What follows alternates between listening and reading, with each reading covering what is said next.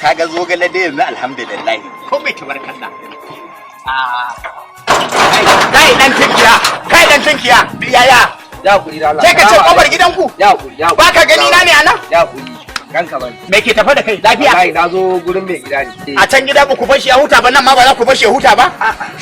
ai wannan bawan Allah abun alkhairi da ya mana Lawan Adam Usman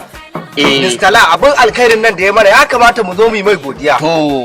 ya kamata mu zo mu yi mai godiya shine na zo in mai godiya wallahi ai honorable Lawal Adam Usman mutumin arziki ne Mistala da aka yaya yayi mun yawa dangira shi yasa na zo da godiya to wallahi ya biya mun kudin makaranta ai dauka nake yan maula ne yaro wanda ba su bar shi a gida ya huta ba ma nan gidan gona ba su bar shi ya huta ba ina yaro wannan kadan daga cikin honorable ne irin matasa irin ku akalla sama da 150 amma alaikum salam ina wuni lafiya na gajiya ya aiki makuwa ke kai ne yarinya ke na zo ganin mai gida ne ke ma lafiya dai ko ba maulan ke ma kika zo yi ba a'a da ka godiya fa na zo in mishi godiya kaman ta me yarinya saboda sana'an da ya bani kuma wallahi ina jin daɗin sana'an nan kuma in na gode ma Allah irin sana'an da nake yi kuma Allah ya saka Allahu akbar yarinya kin kashe min jiki tunda godiya kuka zo lalle za ku ga honorable Mistala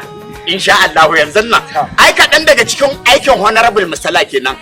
a shekaran jiya mata 83 ya bude musu shagon ɗinki wasu na salon na gyaran gashi wasu kuma aka je aka bude musu provision kaɗan daga cikin aisin su kenan amin Allah ya saka mu da amin ai sadakar zakiya mu ne Mistala insha Allah ai wallahi ba za mu yarda da karfa ba to dama wannan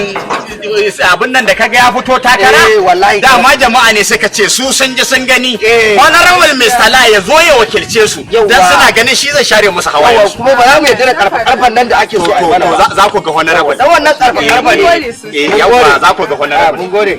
yawa